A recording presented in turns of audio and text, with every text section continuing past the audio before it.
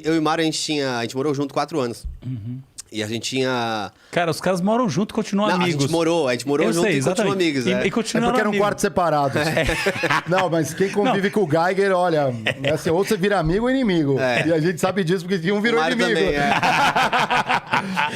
Com certeza. Não, e a gente ficava discutindo sempre assim, como a origem de alguma coisa. Então, era nosso momento criativo ali, era pegar algum tema específico e tentar trazer para trás. E eu lembro que uma vez a gente conversou sobre a moda. Lembra, Marão? Sim. A gente falou assim, como começou a moda? Né? No sentido prático. Perfeito. Então a gente começou a ir para trás. A Mara falou assim, talvez a moda foi nos anos 20, que começou-se a usar a moda para... Não, vamos mais longe. Até que a gente chegou... Na Idade das Pedras. Na Idade das Pedras, que foi o nosso contexto. Que era... Quando o homem... Posso explicar? Por impulsos, não, é porque depois ele falou um pouco de impulsos só para trazer o começo. Provavelmente a gente tinha na selva, né? Você não precisava se proteger ali. Porque senão não seria uma folha que seria a proteção contra insetos e bichos. Na verdade, né? o hominídeo ficou ereto. Aí os órgãos ficavam expostos. Né? E com certeza... A seleção sexual, né? Talvez ali, né? Deveria existir. Então o pirolão deveria ser o que o macho que atraía mais fêmeas. Né? Só que isso tornava a vida dele mais fácil, porque afinal ele tinha um pirolão. E os outros que tinham o pirulinho ficavam meio... Como que eu faço? Só que aí vem o impulso de resolver algo no mundo que é um problema para você. Então o cara que era um pouco mais inteligente, que ele ficou pensando naquilo, falou, o que eu posso gerar aí nesse negócio, hein? Vou cobrir meu pirulinho com uma folhinha. E vou gerar curiosidade. Então ele foi o primeiro a começar, a esconder ali, criou aquela curiosidade sobre o que tem aquele cara ali, que negócio é esse? Com o tempo, esse cara que era o pirolinho começou a ter mais parceiras, né? Porque traíam e tal, e os pirolão ficou maluco. Falou assim, não é possível. Aí botar uma folha de bananeira. Esse cara aí, vocês estão pegando esse cara aí, não é possível. Olha pra mim, eu sou o pirolão, eu sou gigantesco, eu sou da selva. E aí ele falou assim, então eu vou mostrar que eu sou maior. Eu vou matar um tigre e vou pôr um tigre, uma pele de tigre na minha frente. Porque agora eu também cubro, mas eu cubro com um negócio que exige um esforço. O outro vai subir a montanha e pegar aquela florzinha que só dá no topo da montanha. Eu vou mostrar que sou bravo e vou florear aqui. Enfim, isso tudo é um ensejo para começar dizendo que qualquer papo pode ser um papo com a gente, porque a gente sempre eu viaja. adorei esse papo, é porque realmente, esse eu queria saber, naquele momento, vocês tinham tomado um ácido ou vocês estavam soltando a criatividade? Estresse pós-trabalho. Estresse pós-trabalho, com certeza. É muito bom, porque... Será que faz sentido o que a gente falou? Não tem o menor sentido. Não, faz super sentido. E é muito legal. Porque a ideia que vocês estão trazendo é a ideia da exclusividade... Da exclusividade do vestuário. O vestuário como uma peça que te traz algo que não é idêntico ao das outras pessoas. Que é uma lógica sensacional. Mas olha essa outra em paralelo. Imagina que você tem um grupo. E esse grupo não está numa formação de caçadores-coletores que está aí distribuída na tal da Idade da Pedra ou Pleistoceno. Em outras palavras, esse não é um grupo tão pequeno e com uma organização tão frágil. Pelo contrário, esse é um grupo organizado em torno de um núcleo de produção de alimento, pós-agricultura. Ok? Eu tenho uma razão para estar lá, que é que eu estoco alimento. E aí, nesse momento, eu preciso criar identidade. E a identidade tem uma função clara. Eu preciso que na hora do vamos ver, todo mundo se ataque ali com força total para proteger essa reserva de alimento.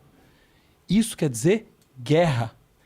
E a visão que vem a partir disso é que a moda surge não como uma exclusividade, mas como a indumenta da guerra. A identificação.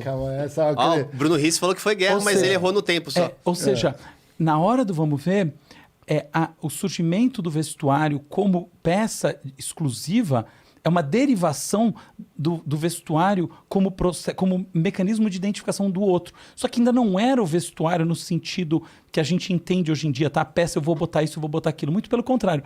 São coisas como, por exemplo, uma tinta. Então, por exemplo, você tem até hoje... Então, não é bem vestuário, tá bom? Então, é indumenta e adornos. Então, você tem realmente adornos pré-históricos que são característicos e que a gente encontra características assim, a gente vê em vários lugares e hoje em dia, em algumas sociedades isoladas, a gente nem encontra. E um deles, por exemplo, é o da pintura corporal. E é muito comum, você vê na guerra, né, você ter a pintura corporal idêntica. Por quê? De onde que vem a roupa, o uniforme do futebol e essas coisas todas? Por que o torcedor usa um uniforme que é igual ao do seu time? São esses processos de identificação que geram essa força desse coletivo.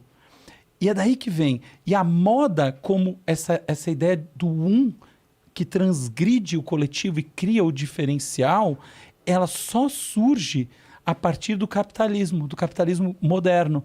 Por quê? Porque durante muito tempo, assim, não existia um mercado para se comprar moda. O que existia era o desejo de possuir roupas, indumentárias, que permitissem você estar identificado com grupos que tinham um estatuto dentro da sociedade mais alto, para quase todas as sociedades organizadas do mundo. Então era esse o negócio. Por exemplo, para quem... Vocês pensaram, eu achei muito engraçado que vocês pensaram de um ponto de vista muito masculino, né? Em geral, esse ponto de vista da moda... ponto de vista mais, digamos, reprodução... Mais primal, não, eu mais entendi, primal, mais límbico, talvez. Não, totalmente, mas também masculino. Porque sim. Quem está escondendo alguma coisa é o homem, é o agente não, mas intencional. a mulher também pode esconder, né? É isso que eu tô falando, a narrativa de vocês, em geral, essa narrativa se vocês forem do ponto de vista... existe eu, pelo menos, acho que tem um elemento imaginário bíblico nisso que vocês estão descrevendo, tá? Olha que interessante. Da questão do Adão e da Eva. Lógico. E, em geral, quando a gente vai para essa narrativa, o componente feminino da narrativa é mais forte. Então é engraçado vocês pegarem a coisa pelo lado dos meninos. Mas, enfim... São os escolhidos, né? Não, porque não tem o poder de escolha, né? Lógico. E assim, né, no final das contas... Bom, enfim, não vamos entrar nesse... Que esse já é mais um assunto para a gente atirar lá no... Lá no lar. Mas a indumentária, ela surge como identificação e não como o diferente.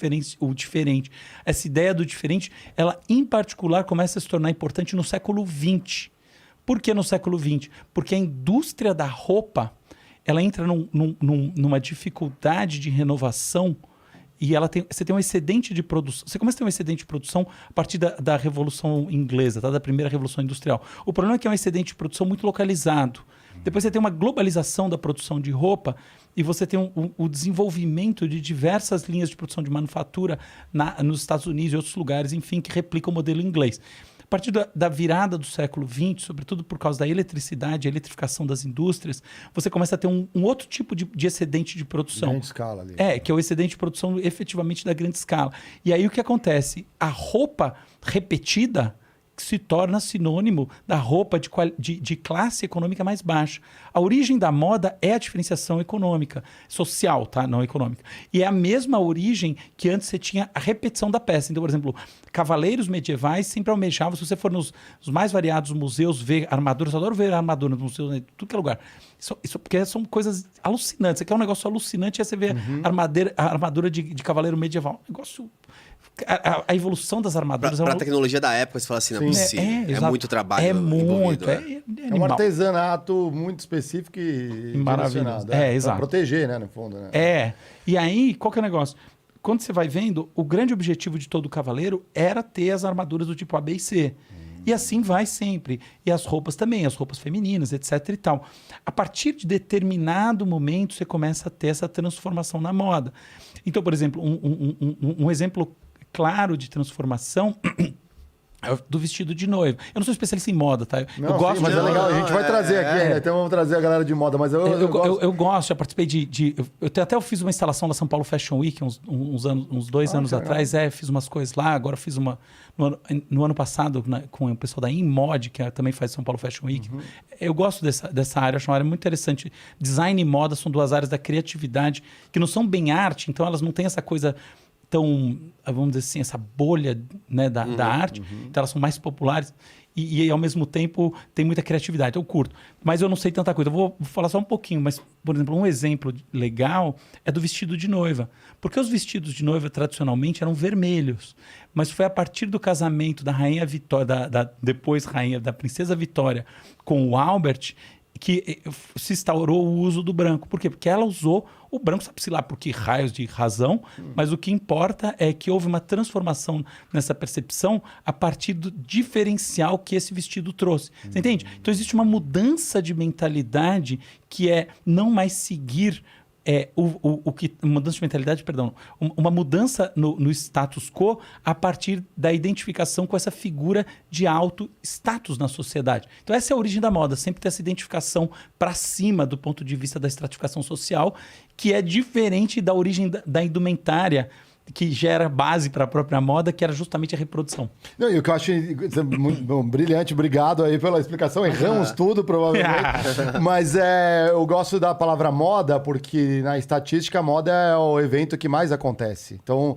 tem a ver com a produção larga escala, usar as mesmas roupas, o que a gente usa, mas quando a gente fala de alta costura, o que lança os impulsos de moda, são coisas extremamente exclusivas que poucos têm acesso, e depois os outros vão copiando um elemento e outro, e aí começa a se democratizar, digamos assim, todo mundo está usando. Então, que se lançam as grandes marcas, Prada, Gucci, depois de uns anos está todo mundo usando. E com o capitalismo isso se intensifica, né? No sentido de que até posso ser um fake news, o Watts pode checar depois. O Watts é mas o estagiário sênior. O Papai Noel era azul, não era? Não foi a Coca que mudou para vermelho? Exatamente. Essa ideia de que foi a Coca que mudou o Papai Noel para vermelho não é verdade.